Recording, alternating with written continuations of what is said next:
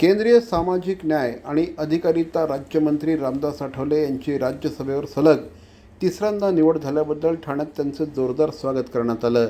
Republican party of इंडियाचे ठाणे शहर जिल्हाध्यक्ष भास्कर वाघमारे यांच्या नेतृत्वाखाली ढोल, ताशा आणि फटाक्यांच्या आतषबाजीमध्ये त्यांचं स्वागत करण्यात आलं.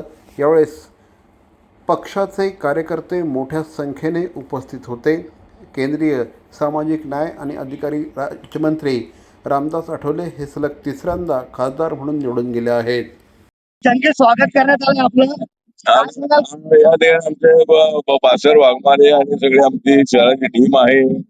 त्यांनी अत्यंत चांगल्या पद्धतीने स्वागत केलेलं आहे. मी कालपासून औरंगाबाद, धुळे, नंदुरबार, त्यानंतर शिर्डी, नाशिक, नंतर सिन्नर अशा अनेक ठिकाणी माझा दौरा होता आणि येता येता भास्कर वाघमारे आणि आपल्या शेकडो कार्यकर्त्यांच्या उपस्थितीमध्ये माझा सत्कार केलेला आहे. त्याचा मला आनंद आहे.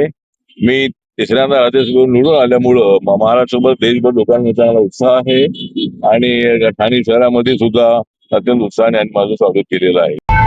माननीय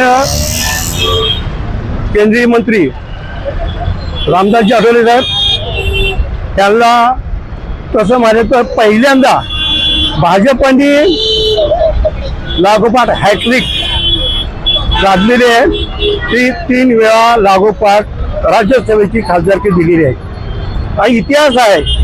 अजूनपर्यंत असं कुठल्याही बीजेपीच्या एखाद्या लिडरला लागोपाठ 3 वेळा खासदारकी मिळालेली नाही.